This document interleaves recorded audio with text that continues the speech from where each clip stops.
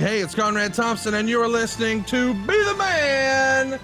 And of course, we couldn't do it without the man himself, the Hall of Famer, the greatest of all time. Ladies and gentlemen, the Nature Boy, Ric Flair. Rick, how are you, man? Good, man. Thank you. How are you? Man, I am pumped to be here with you today. We're going to be talking about one of our favorite people, one of my favorite matches, Terry Funk in 1989.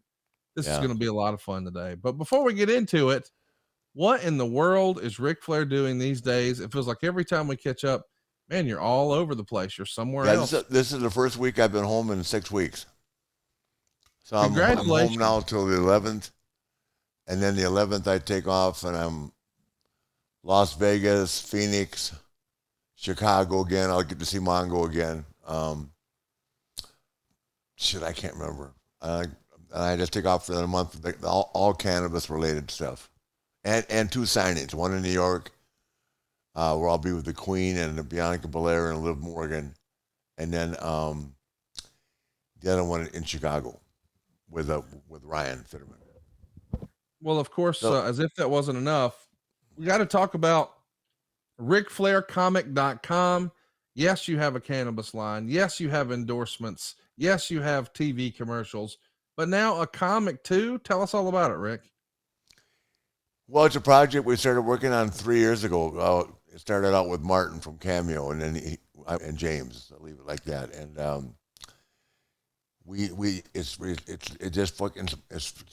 finally starting to come together. It's a lot of components that I didn't totally understand because I don't know anything about comics. All I know is that who's the fellow that died a couple years ago? The comic book. The Magnet. Stan Lee, man, the GOAT. Yeah, Stan Lee at a Comic-Con, he had the longest damn line. He and the girl that played in Star Trek had the 2 longest lines every time. She just passed away too. I can't think of her name. What's fun about comic books is the collectability of them. And man, if you're a Flair collector, this is definitely something you definitely want to have. You've got all kinds of opportunities right now over at RicFlairComic.com. They've even got some ashcan stuff in there. Yeah. So if you're a real collector, boy, that's the really rare stuff. Go check it out right now.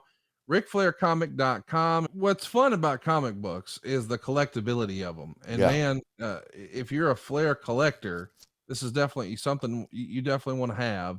You've got all kinds of opportunities right now over at RicFlairComic.com. They've even got some ashcan stuff in there. Yeah. So if you're a real collector, boy, that's the really rare stuff. Go check it out right now. RicFlairComic.com. And of course, your Woo Wings, man, still chugging along. You can still I just had a nice conversation via text with Dave. He's going to come down here. We're going to make some commercials and get that rolling. What's interesting is the list to sign up is continuing to grow. And if you don't have Woo Wings in your area yet, be sure to sign up at RicFlairWings.com. Tell your favorite restaurant that you want Woo Wings in your town. RicFlairWings.com is where they can sign up. You can order right now on Postmates or Uber Eats in Nashville, San Antonio, Jacksonville, of course, Huntsville, Tuscaloosa, and so many more locations in the hopper. The only chicken wings worthy of carrying the name of the 16-time world heavyweight champion. It's Woo Wings. And the place to sign up is over at RicFlairWings.com. But if you're in one of those markets, man, check Uber Eats, check Postmates. Be sure to tell your favorite restaurant you want Woo Wings because they can be the virtual restaurant partner. And it's all explained over at RicFlairWings.com. But the reason we're here today, dude, is not to talk about comic books or chicken wings. We're here to talk about, man, the Funker, one of the all-time greats. And I do feel like when people talk about that Mount Rushmore of wrestling, they always throw in the Stone Colds and the Rocks or the Bretts or the Austins or the Hogans and the Flairs, but it didn't feel like enough people talk about Terry Funk, and I'm hoping we can change that a little bit today. It's like I said last week. I think we're at this point in time where, and I guess AJ gave me that recognition last week, AJ Styles, so shout out to him. But there are so many great guys that never get enough attention. I mean, it's way past just 4 people now, especially when you divide them up in generations. But Terry Funk, like Harley Race, I mean, how do you ever leave those two off Mount Rushmore? In my eyes, my problem is I'm the only guy that's wrestled all these different guys from like I say, from Brody to Terry to Dory to Jack, and I mean, what's that just says how old I am. Nothing more, but such a privilege to work with Terry Funk, and God, Terry was just a wild man. And it's funny, prior to he's the first guy that I saw put a little bit of comedy into work, where he Yeah. could make you laugh. It's like, I mean, he was so damn entertaining. Like Dick Murdoch, another guy that could really work, but he could do some stuff that would just crack you up. But he could turn you around and have you mad as hell up the next minute. He was really great. So Rick, shout talk out to to both those guys. Terry, I got to give Terry a call. But once I call Terry, he calls me 5 times a day for the next 2 weeks. So Yes, he does. he's a great It's a guy. delight, and we hope that that Terry Funk is loving life in Texas. Of course, sadly, he lost his longtime wife Vicky a few years Yeah. ago, and man, they had been together for decades. So hmm your heart goes out to him, trying to find the new normal, sort of post Vicky. Yeah. Well, he was. They had him in a not retirement home, but like It's like a community. yeah, a facility, a care facility, and but now he's back home, and I think that he relies a lot on John Ayers' wife, John who played for the 49ers' wife, to take care of him.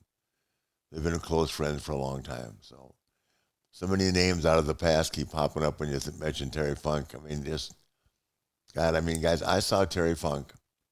We're in Japan, and he got our third-degree burns the worst you can get. Yes. Okay, then he got second-degree burns in a sauna when hot water got poured on him by accident. You know how the saunas are over there? They're like really intense, right? Yep. And he went out and wrestled an hour covered in Neosporin the next night, that night. Not even a That's night off. crazy. It's insane. He just covered himself in Neosporin and went out and wrestled for an hour That's, with, I mean, with a patch, literally 6x5 of raw skin. I mean, they put a bandage on it, but it came off in the first 5 minutes. How it sure. goes.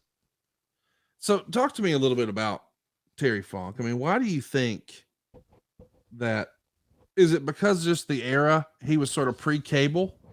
Why do you think that for whatever reason uh he's not included on a lot of those Mount Rushmore conversations? Is it just simply, by the time he was more of the territory guys and not enough folks had a chance to see him in this Yeah, not era? enough people had a chance to see him on national TV Yeah. till it was late. He's only I want to say he's only 4 years older than I am, but I had the good fortune of being on TV a lot more. I got the title at the right time when TV would just when Turner would just I got the title when Turner would just got going. Right. So I had at least the advantage of being on Turner Station, where Terry I don't think was ever the champion on that. I know Harley was a couple of times, but it was just a special time in life for me. But just being able to work with Terry, that move that we did in Nashville, where he pile drove me through the table, right? Yep. They call that, the Dudley Boys call that the first hardcore match ever, because no one had ever done that before, including me. And he damn near broke my neck because the table didn't break. It's amazing to think about how much history you guys made together. And of course, we can't talk about Terry Funk and you without talking about 1989. The Terry Funk story really starts right after you're finishing up the trilogy with Ricky the Dragon Steamboat, Yeah, who, by the way, in just a few weeks, I guess, is coming back into the ring in Dorton Arena. Have you talked to Ricky about his last I match texted tonight? him the other day. I have not talked to him. How are the tickets going for it? I'm not sure. I'm not involved in that promotion, so I Yeah, can't really say for sure. But we sure are pulling for him and wish nothing yeah. but Well, the best for him. Steve Perkins is a great guy. I'm sure it'll be a good deal for him. Oh, absolutely. So when you finish up the trilogy, which of course famously started with Chicago, and then we would bounce over to New Orleans and go head to head with WrestleMania. Wrestlewar is where we get the big payoff you were talking about in Nashville Municipal Auditorium, which you're pretty familiar with these days. hmm You win, and Terry Funk was there as one of the quote unquote judges in case it came down to a judge's decision to end the trilogy. He hops in the ring afterwards to congratulate you, and he jokes, or he says he's joking after the fact, about asking for a title shot, and you correct him and say, "Hey, we do a top 10 around here, and I don't make those. So you've been out in Hollywood. You'll have to figure that out." And of course, he apologizes and then sucker punches you. We're off to the races. Here Off to the comes the pile races. driver on the table. Yeah. Just fantastic stuff. He said, just follow me. Okay. Okay, So you Terry. had no idea that None. yeah. None. Nobody was putting people through tables back then.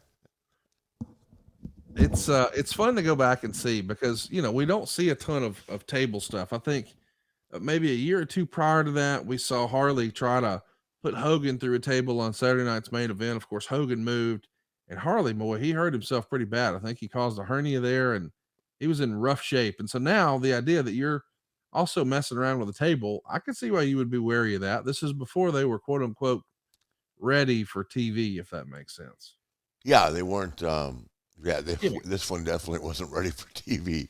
Yeah. Because Terry weighed probably at that time 250, and I'm 240, and we didn't break the table. So, but we damn near broke my neck. He just, Terry, shucks. Didn't go quite the way I wanted it to, Rick. I just love your interaction with him. And I think what's interesting in hindsight is you've been a big heel in this whole Steamboat affair. You're mocking him and his family lifestyle and him with his wife and family and kids, and you're this ultimate playboy character. But when Terry Funk attacks you, it's almost a role reversal. Now fans are behind you. You're the sympathetic baby face. And Terry, who left, is one of the biggest baby faces in wrestling. He's a crazy Terry Funk now. Yeah. He's this deranged heel. It's one of the first double turns I remember in my wrestling fandom. Yeah, and it couldn't have worked out better. And then they put him with Gary Hart, and it was, and he and Muda and against Sting and I mean, we had a bunch of good stuff going on with Terry. It tells you just how talented Terry Funk is and how well respected he is because, to do a double turn like that, you got to have first two guys who are really over, right, Rick? I think so. Yeah. Do you think when you take a look at the product these days, and of course we talked about it last week, and then on the heels of the show, it certainly feels like maybe there is a fire to the smoke that perhaps MJF on the AEW side of things is going to be a baby face. And I know that, you say he's a classic heel and you need great heels and strong heels. Have you had a chance to see what happened last week? And have you reconsidered? Do you think MJF No, should I was stay traveling. heel? What happened last week? Well, he was attacked by his heel faction. They left him laying, put him through a table. So it certainly looks and feels as if, wow, he might not be this super heel. Maybe they are gonna lean into the babyface because Yeah, he gets I don't great like that reactions, he gets personally. great ratings. But what would you like to see happen there? Well, I just think that the fans turn you. Right. The promotion should never turn you. Does that make sense? Well, the The fans fans are dictate to the promotion. Hey, and I don't mean that in terms of leadership, but if you're that hot as a heel, the fans will just begin to respect you so much. Very similar to how they did the Horsemen, that we became bay faces without even actually having a turn. Does that make sense? yes. I mean, it was almost to the point if we didn't have such strong. I think their problem, they don't have a strong enough bay face over there to keep him heel. Maybe that's the issue because the guy, if he's that hot and he's still young, I would just feed him. I would make him the champion, and I would feed him bay faces for a couple of years, like they're doing with Roman. Give a guy a chance to wear the title for a long time, and let him, carry the burden. Not carry the burden, but be the flagship guy. And if you and everybody else, and I think he's pretty good myself, if you think he's the best, why not go with him? Well, I mean, certainly it's been a topic of a lot of conversation between going there and WWE. I mean, it's just, you never know what to believe anymore. But I'm sure Tony decided that he was a very intricate part of what he wanted to do with his company, and that's why Tony paid him. That would be my guess. Well said. What do you I think? can't wait to. Well, I think they're going to turn him babyface. Yeah. I'm with you though. I'd like to see a longer heel run. I guess we'll find out at the AEW pay per view here in just a couple of weeks. It's going to be him and John Moxley for the world title, so we'll stay tuned. But Yeah, I was Moxley is really doing well too. I'm really happy for him. I think Well, they're I coming mean, to get you, Rick. uh I think they're coming to get you. I hear them coming in the background. yeah, that's the fireboat. So you got some hot takes today, I guess. Hey, so Terry Funk, now the number one heel in the company, he's cutting promo after promo on you. He's questioning your manhood. He's having an imposter Flair come out with a yellow stripe painted on his ass. Yeah. Creatively, are you guys giving some free reign here? Oh yeah, totally. Okay. Yeah, we almost lost TV over the plastic bag over my head though. God. I can't wait to talk about that. Yeah, I it do was want to crazy, mention, boy. That Barnett went out of his mind. And no, I did not know about that either. He said, "Trust me, trust me, trust me. I love it. I won't put it on you so tight you can't breathe." Okay. Is it right that in this era, Funk is also a part of the booking committee, along with yourself, Kevin Sullivan, Jim Cornette, and Jim Ross? Well, I know the people respected Terry that even wanted to do that, but I mean, yeah, he was in the office a lot. But I mean, he was. I think Terry was probably even at that age. Terry was the best worker in the company there. Right. At that time. He Terry certainly was in the main event spots. Oh yeah, no doubt about that. Yeah, I mean, I only think because he didn't feel like traveling like he had. Once you've won that title for a couple of years and you're traveling around the world, I mean, Terry has been a huge hit wherever he's been. He was huge in Tokyo. I'm sure you've heard that. Terry. He was over like I'm only a few other people I've ever seen that weren't Japanese. And of course, West Texas. He was huge in St. Louis. And of course, he had a big run in Atlanta with us. And yeah, and he had some health issues. I mean, serious health issues. And he's been able to battle his way through those. And now he's hanging in there like all of us. Let's talk a little bit about, what we're doing in these promos back and forth, because Terry wrote about this in his book. He says, Flair was really bothered by this stuff, and I was told to tone it down a little bit. I didn't see the problem because I was the heel. The ending was going to be that Flair was going to kick my ass.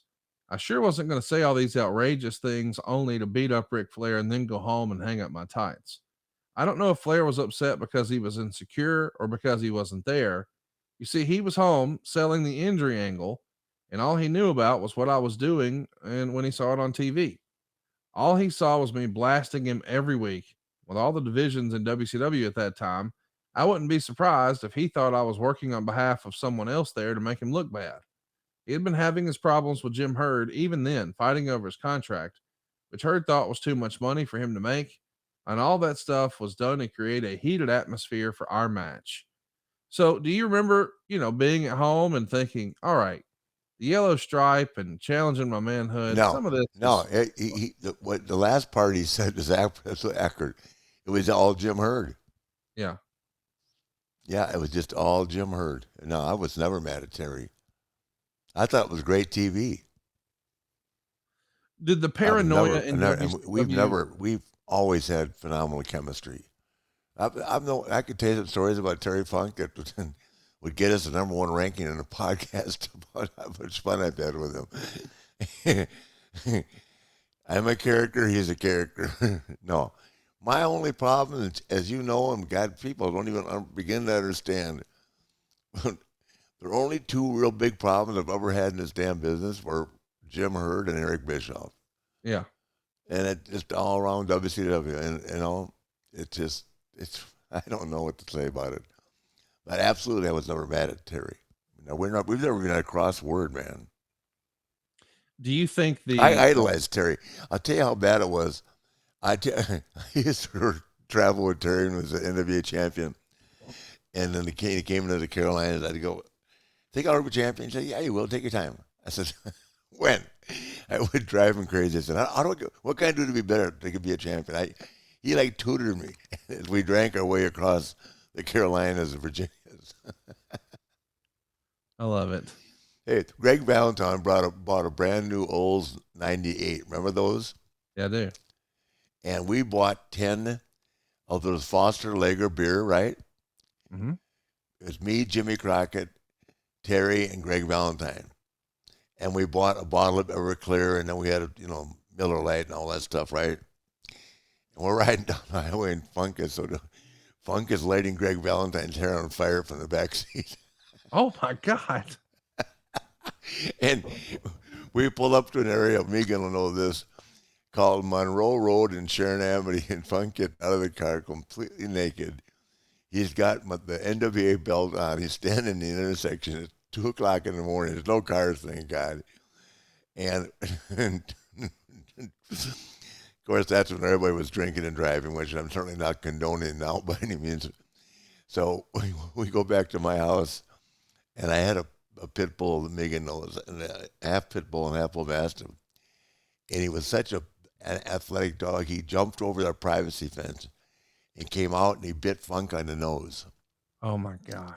So you can ask Leslie this story. So we go inside the house, and Everclear, it made me sick. I got sick. Terry's he took a knife out of the carving stand. Yeah. And was crawling around on his hands and knees naked in the backyard of my house, trying to catch the dog. I was laying on the floor, and I'd taken Megan and put her under the bed and told the babysitter to go home. And Leslie walked in. I paid the babysitter extra, closed Megan's door. That's what it was. And Leslie came home and said she had 2 friends, and she goes, "So, this is I'd like you to meet my husband. I'm laying there covered in whatever."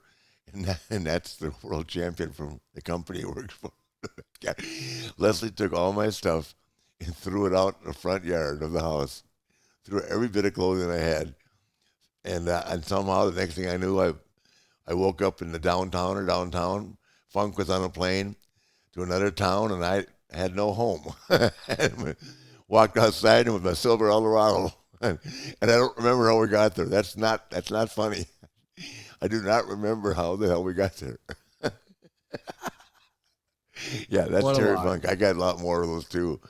The visual of Terry Funk crawling around naked in the yard trying to fight with the dog with a knife in his mouth. Yeah. And your wife saying, "Ladies and gentlemen, I'd like to introduce you to my husband there, covered in whatever." And out there in the yard playing with the dog naked, and a knife in his mouth. That's the world champion. Champion of the company that my husband works for. She took all my clothes. Call her when you get off the podcast and ask her. Oh, she's told me the story before. She has. Okay. Anytime Terry Funk comes up, or she'll ask about, "Hey, how are the old guys doing?" And she'll run through a list. And she'll ask about Terry Funk, and I'll give her an update, and then she'll go, "Did you know?" There you go. Hey, and then Harley race. Harley came over for Thanksgiving all the time.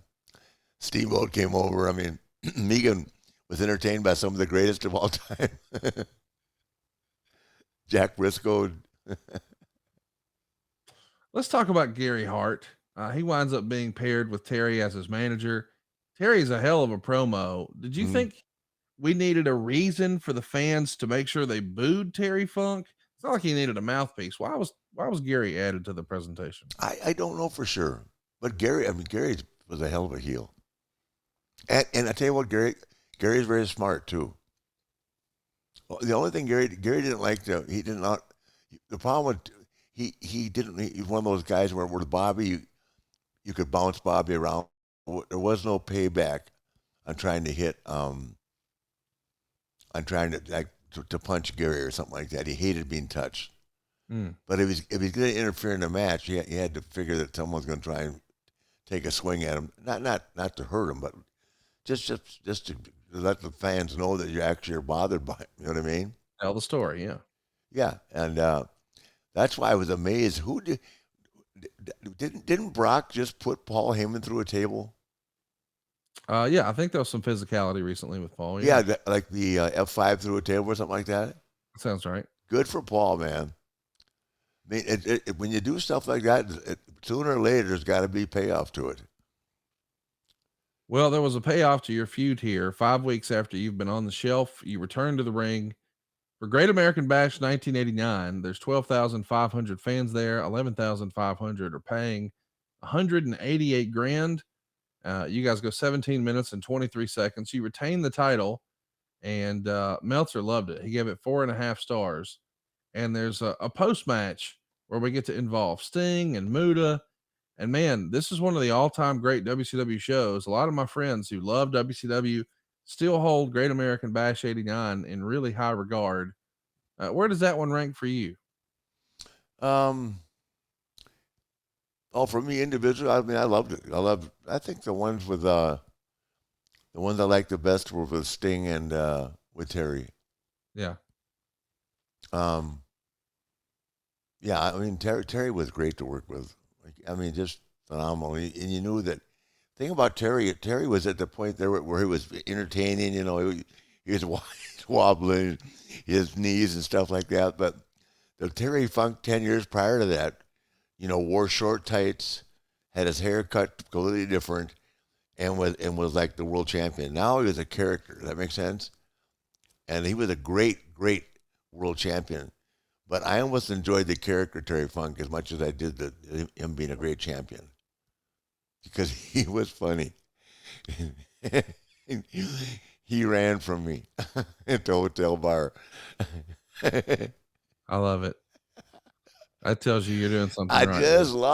just lost a foot of a test, Flair, and you want me to have a drink with you? Damn. Yeah. They got some of my intestine too, Terry. The rest of it, the Conrads. Oh my gosh, listen to you.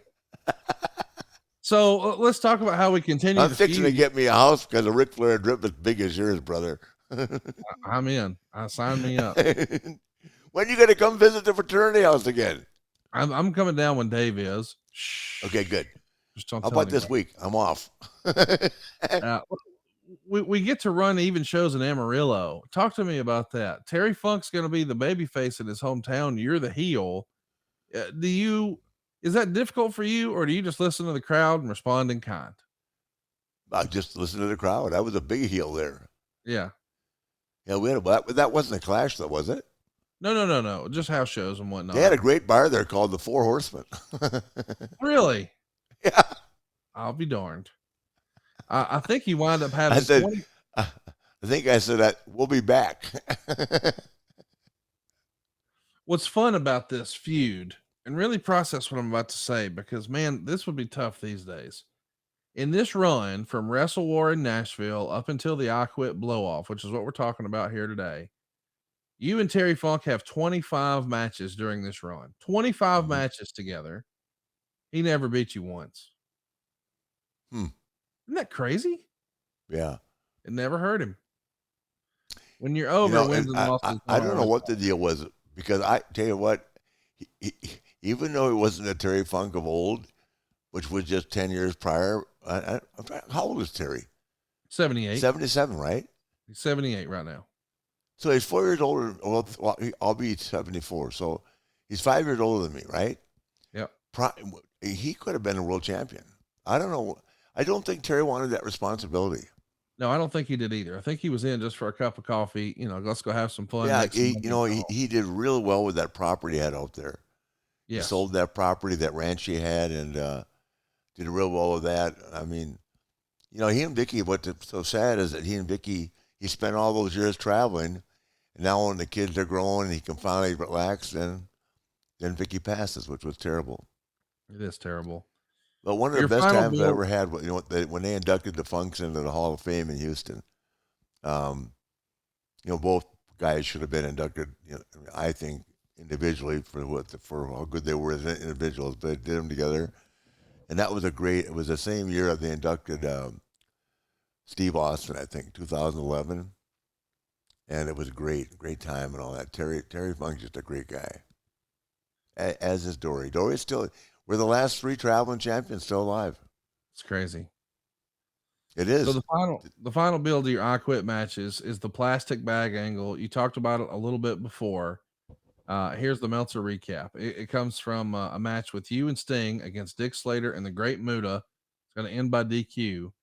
The match itself was excellent, but the angle afterwards has turned into one of the major controversies. All sorts of good moves, some of which the cameras actually caught. The heat was incredible. They did one excellent false finish where Gary Hart hit Sting with a foreign object, and it looked like a sure fall, but Sting kicked out. Flair bled at the 17-minute mark, and the ref wound up on the floor. Terry Funk, who came out of the hospital specifically for this angle, put a plastic bag over Flair's head and quote unquote tried to suffocate him. At the same time, Slater hit Sting's ankle several times with the branding iron, and the faces were both left laying and quote unquote out. 4.5 stars, a lot of heat, but there's a lot of kids watching. And boy, I think the folks at Turner were none too happy about this Yeah. plastic bag. What do you remember about this? So I remember exactly what they're talking about. They were furious, but um, that's when you could get heat and you could do things. But we did it. That's why it didn't matter who won or lost the match. We had so damn much heat going into it. People wanted to see it. You know what I mean? Right. There was no. It's like social media. I mean, it doesn't allow the guys to get heat anymore. That's the only thing I don't like about wrestling is that you can't really tell. I mean, the guys now are more interested in signing autographs. I used to, even when I was traveling with Hunter and Evolution, I used to go, heels don't sign, bad guys don't sign. You know what I mean? Because it's just like, even though you're the bad guy, they'll do anything for an autograph. Did that make sense to you? Yes. And that was unheard of. That's probably the hardest thing I've ever had to figure out is how you could just, we could be so brutally beat people up like we beat up Dusty how many times, right? I mean, beat up the Road Warriors. I mean, but their characters were so strong that they not only made a comeback in the ring, we would just we didn't have to even get them off their feet. The people Right. never sat down in towns like Philadelphia and Baltimore and that because they were over so big as not just babyfaces but as characters. Well, let's talk a little bit about the next piece of business here, which is going to be a Thunderdome cage match. It's between you and Sting taking on Muda and Funk. There's fire at the beginning of the match. It just goes downhill from there. It's not well thought out on the WCW side of things. No, And it's such a disaster. Funk even writes in his book how the finish of Gary Hart throwing in the towel wasn't even the planned finish. What do you remember about this I don't Thunderdome? even remember that. I just know the match was horrible.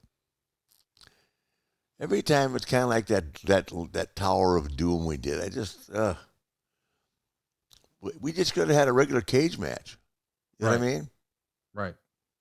Yeah, it was just hard to work. The guys are trying to climb up things. We went from having these phenomenal matches to something to a gimmick.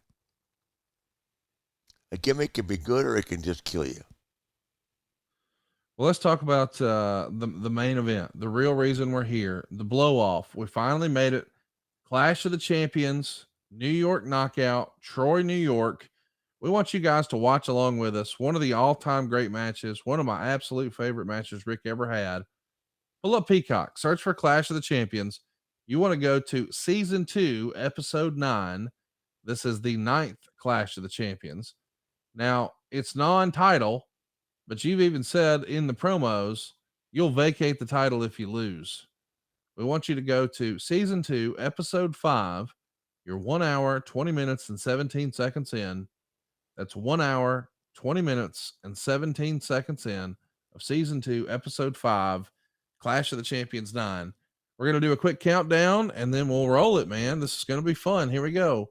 In 3, 2, 1, play. That's what it's all about. Pinfalls are irrelevant. Gary Hart, in the interview we had earlier.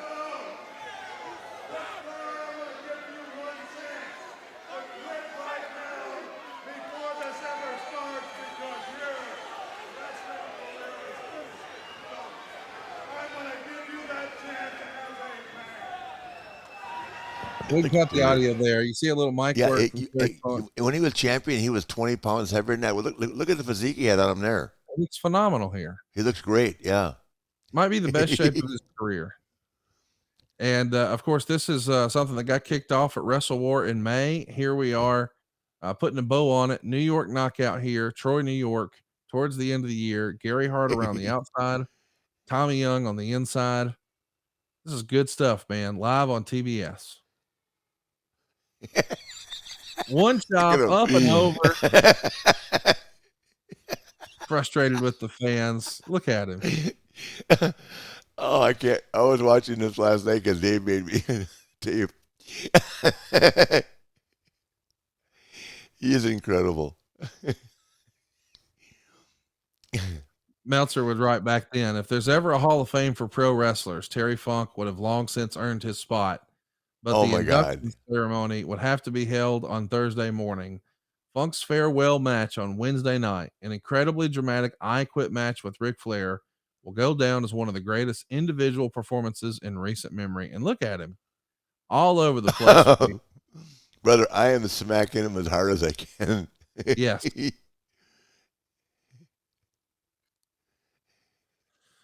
The Observer would always poll the readers of the show, Rick, and this is only the second show in Observer history to receive a 100% favorable rating, and it's because of this main event. Think about that. 100% thumbs up, 0% thumbs down. It's crazy. It's so much fun. The live crowd here is about 4,000 folks here, heavily papered because, well, even though we've got a great product, we're not the greatest promoters. RPI Fieldhouse here in Troy, New York, 5,800 seater, but 4,000 fans in attendance to see one of the all-time greatest matches, man.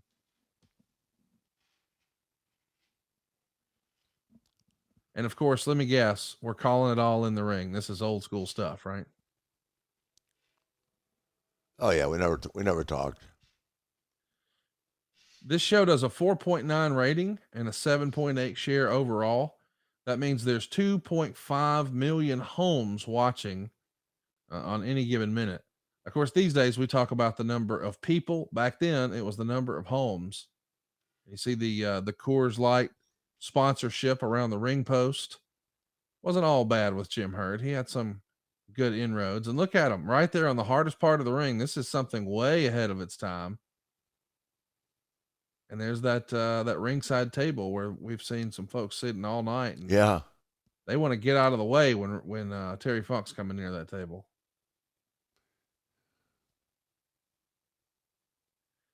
So you guys knew ahead of time, hey, we're gonna brawl all over the place. This is not a technical wrestling match. This is a fight, right?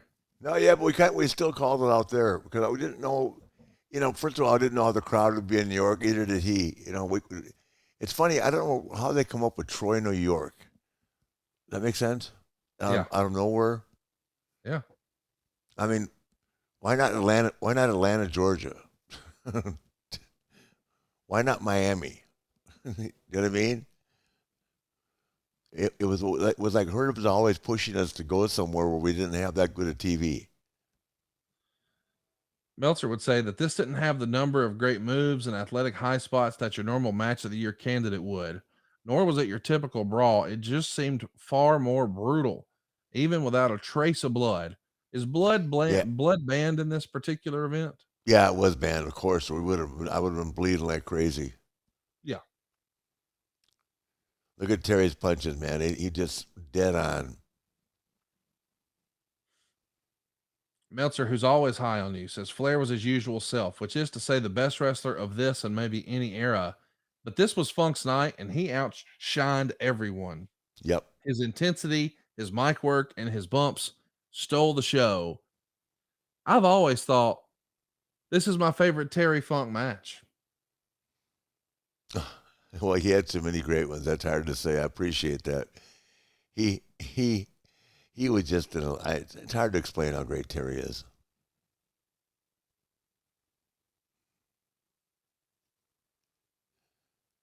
In your pre-match interview, you mentioned that if you were to lose this match, you'd be through in this sport.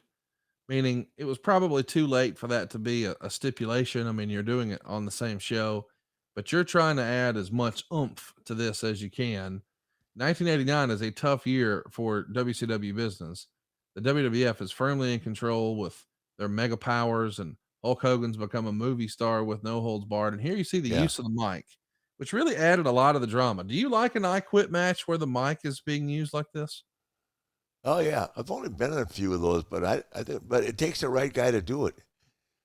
I mean, everything Terry is doing there, he's not missing a lick. His punches look good. He's holding the mic with one hand, knocking me out with the other. I mean, there's nothing there that looks.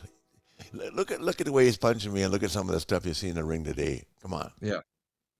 please.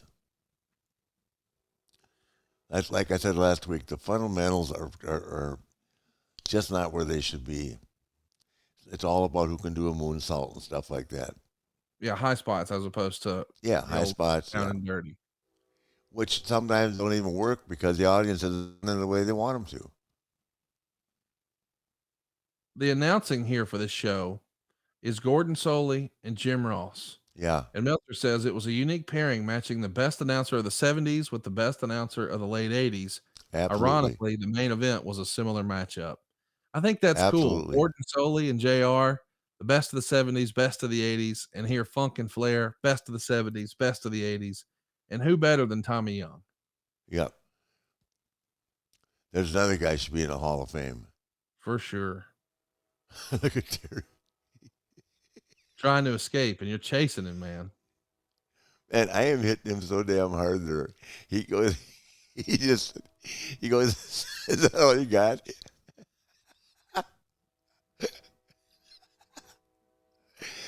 I'm laughing thinking about him. We've had so much fun over the years. He just swings away at everybody. What's funny is, he's got a reputation as being, a real tough old bastard to the point where I saw in an interview once where someone said, "Hey, you remember ever asking somebody to ease up because they were too tough? They were going too snug or too hard?" He almost laughed and said, "No, I'd never say some shit like that," which just made me double over laughing. Like, Say of that course again not. now. Terry Funk was asked once, "You remember being in an instance where someone was going too hard, they were too snug, they were too stiff, and you asked them to ease up?" And he was almost incredulous. "Well, no, I'd never say some shit like that." I just thought that was so hilarious. Like he was almost offended. Of course not. I'm Terry Funk. Bring it. Exactly. And this is cool for you too, because this is a hardened edge for you. I mean, of course you've done bad guy things, but it's rare that we see you in a brawl like this. And man, you're bringing out the best in each other. I know, you Yeah. think you had your best matches with Ricky Steamboat and Sting. I don't know how anybody could really argue that. But give me more of this every time, man. This is Yeah, I fantastic. mean, I think the fans miss this kind of stuff. Oh, for sure. If this wasn't Ball Pit on Twitter wants to know if this wasn't an I Quit match, would there have been another quote unquote gimmick match you would have enjoyed to have with Terry? Well, I liked cage matches. Um, when I liked, what was that match I had with all the last man standing kind of stuff? I like those. I like all Yeah. that stuff. But once again, it all depends on who you're in the ring with. So I don't Right. think he's not laying lumber on me there too. You know what I mean? He For sure. knows. Ask me how excited I was to take this again. Talk to me about the pile driver. I saw in 1989. It's the first time I ever noticed you would hold Terry's boots for the pile driver. Yeah, What was the strategy there? Just thinking that it could give you a because little what more happened leverage? was in Nashville, he literally almost broke my neck. Not on purpose, obviously, but I have more control over myself taking the bump because you land in your head. Doesn't matter how you try. The only guy that could ever do it every damn time you never touch your head was Taker. Notice everybody, he's got Rick's holding Terry's boots. I don't think I've seen another wrestler do that besides you. Is that something you tried on your own, or is that a technique an old timer gave you? No, I just tried it on my own.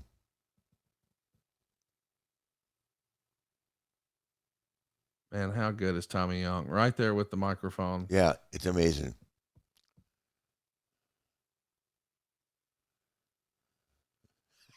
slamming your head into the mat. That's old school, man. That's fun. Yeah, Looks it like a is. real fight. You're doing it right in front of Jim Ross and Gordon Soley there. You can see them in the background.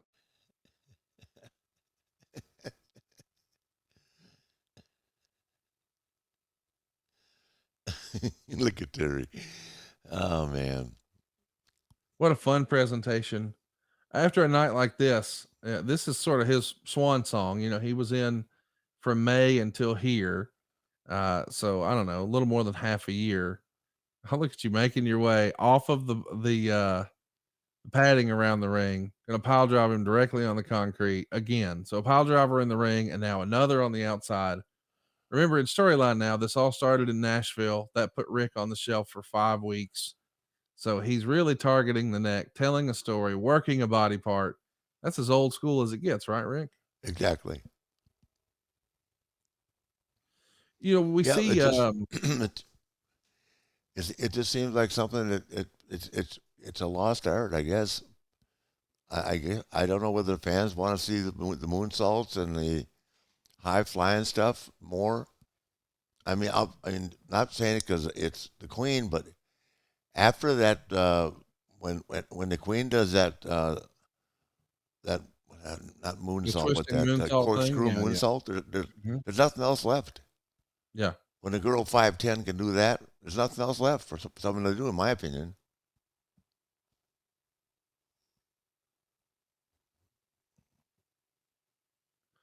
It's remarkable to go back and take a look at how different, you know, everything about wrestling is in 1989. There's not a bunch of signs in the crowd. Nobody's playing on their cell phones. You see some flash bulbs, but it's traditional film cameras. Um, you know, these guys don't quote unquote know the finishes. They're not on, you know, doing any tribalism on social media. It's fun to go back and watch Yeah. wrestling in more simpler times.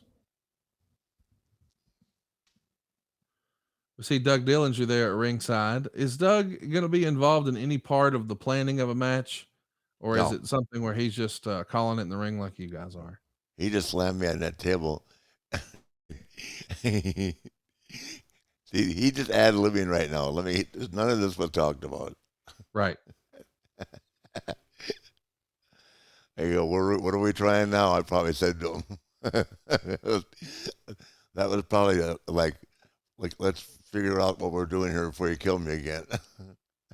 Yeah, because that table is propped up with the legs out. Yeah, You would never do that easily. exactly. He's trying to dive over the legs. My God, Terry Funk. Only Terry, right?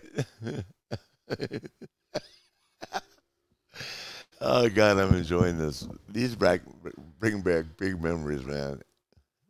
After a night like this, Terry's farewell, is it straight to the bar for you and all the boys and let's Oh celebrate? hell yeah! Are you kidding me?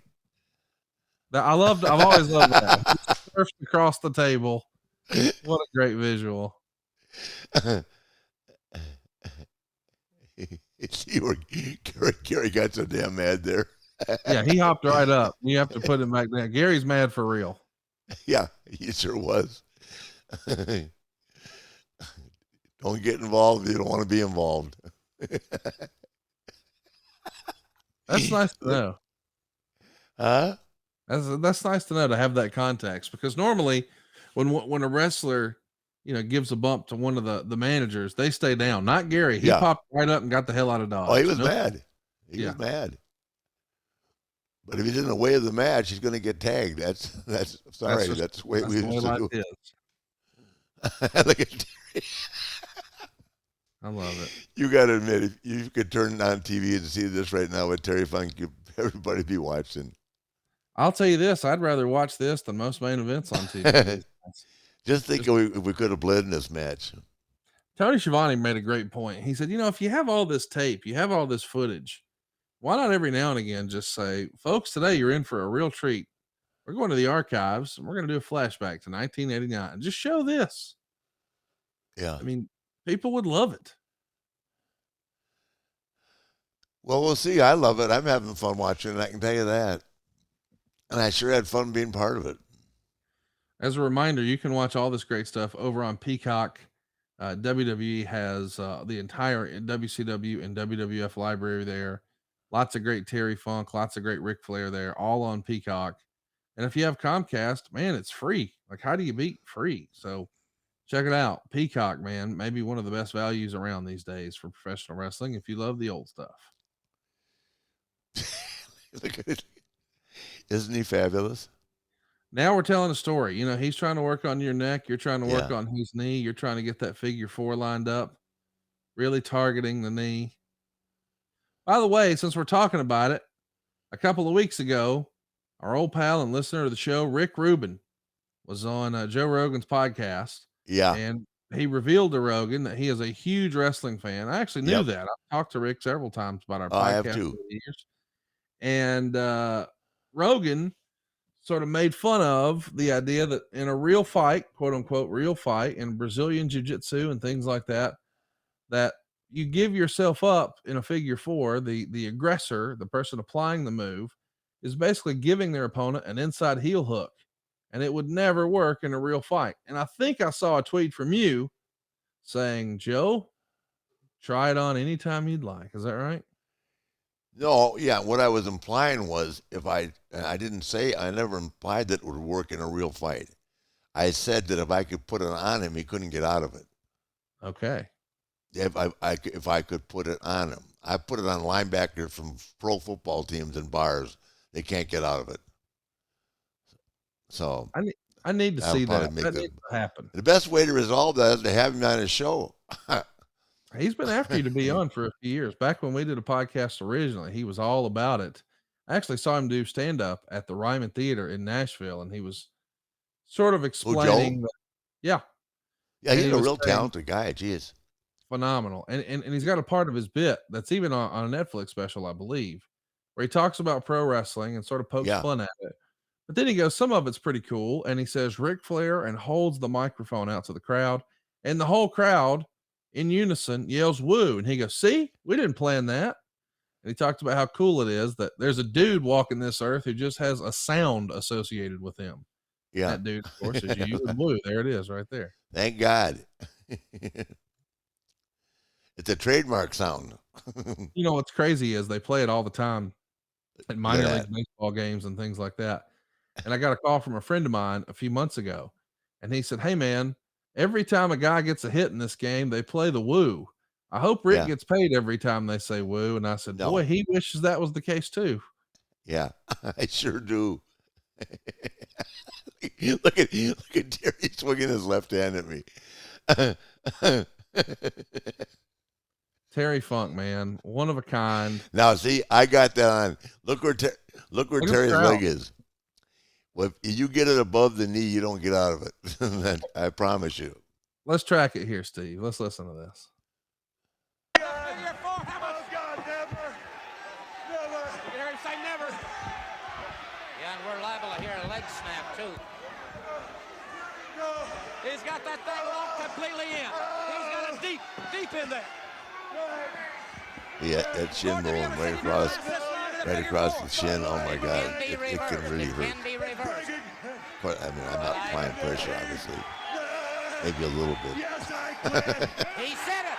There it is. I can't believe it. What a He's moment. such Look a at the great- crowd. Look at the pop. Gary Hart is selling it big. What a great visual. Gary was great. Just don't touch him.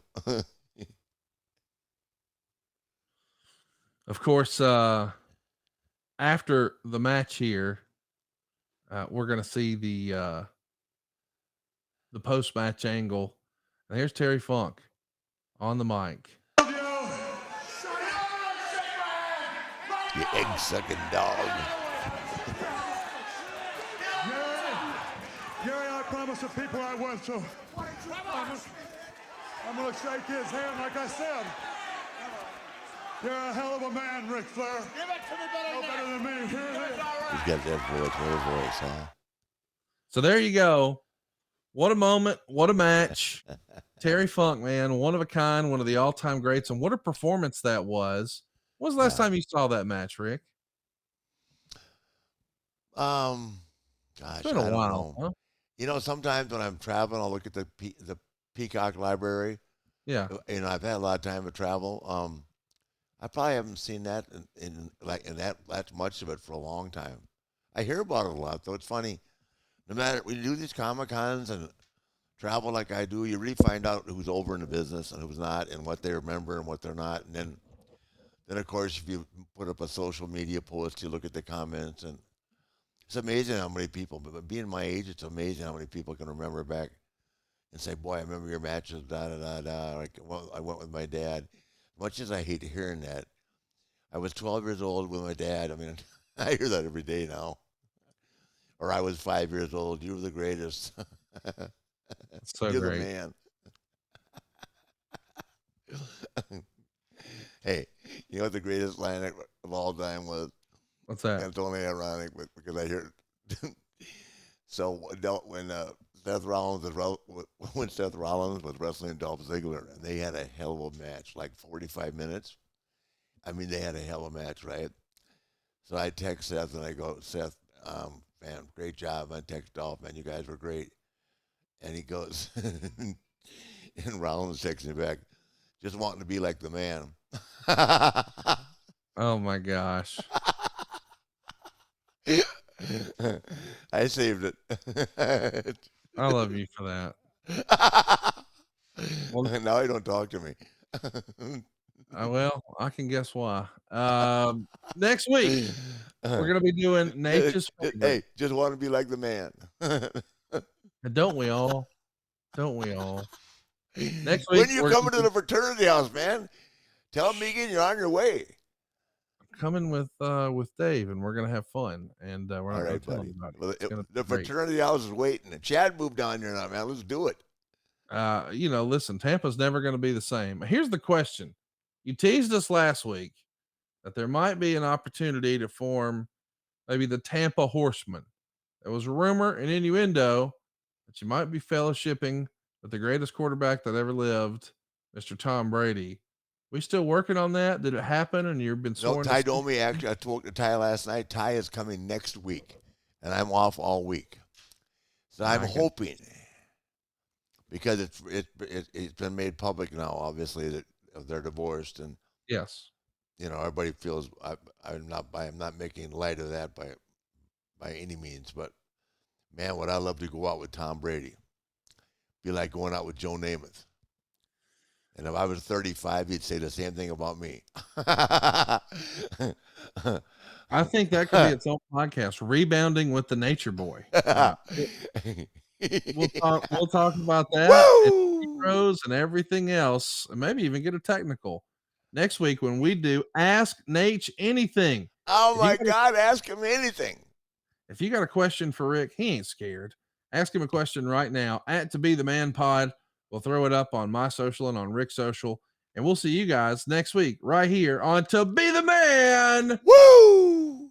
Thank you, C-Man. Thank you, Steve. And thank you, Dave. Woo!